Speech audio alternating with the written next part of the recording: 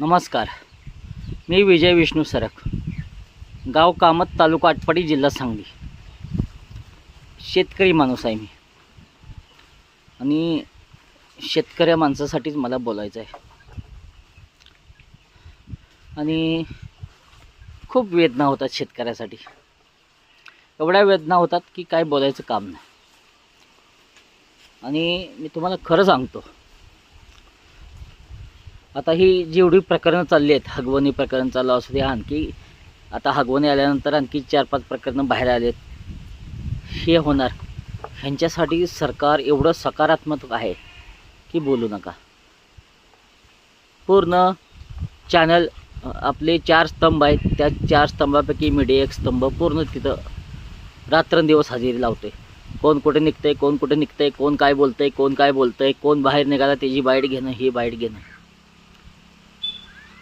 तुम्ही एवढंच जर संवेदनशील आहे तर शेतकऱ्यासाठी का नाही?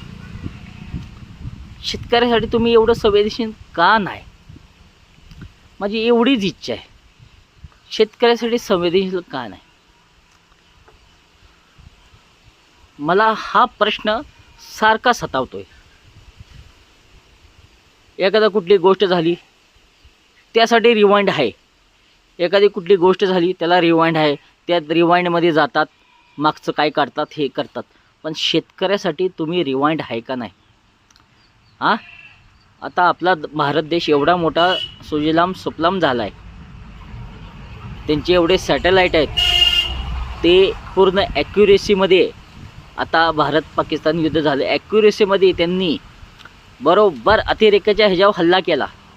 का तर सॅटेलाईटच्यामुळेच केला. अतिरेकी मेले, बरे पाकिस्तान म्हणत असेल आमचे माणसं मारली, पण त्यांनी अतिरेकीलाच मारलं. मग हा सॅटेलाईट शेतकऱ्यावर तुम्ही का वापरत नाही? कुठल्या शेतकऱ्याचं किती नुकसान झाले? एवढा पाऊस झाला आहे, आता 8 दिवस झालं पाऊस चालला आहे, 8 दिवस पाऊस चालला आहे, एवढा मोठा पाऊस आहे, शेतकऱ्याचं एवढं मोठं नुकसान झालं आहे. हा मान्सूनपूर्व पाऊस आहे. अजून 2-4 दिवस गेलं, 7 दिवस गेले की मान्सून सुरू होतो आहे.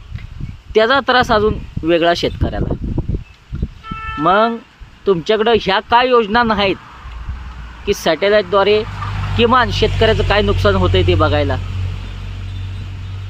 नसेल तर आम्हाला तुम्ही म्हणता पीक विमा काढा. पीक विमा सेपरेट कंपनी असतात, प्रायव्हेट कंपनी असतात. तुम्ही गव्हर्नमेंटची कंपनी का काढत नाही पीक विम्यासाठी? तुम्हाला काय अडचण आहे? नका देऊ ना प्रायव्हेट कंपन्याला.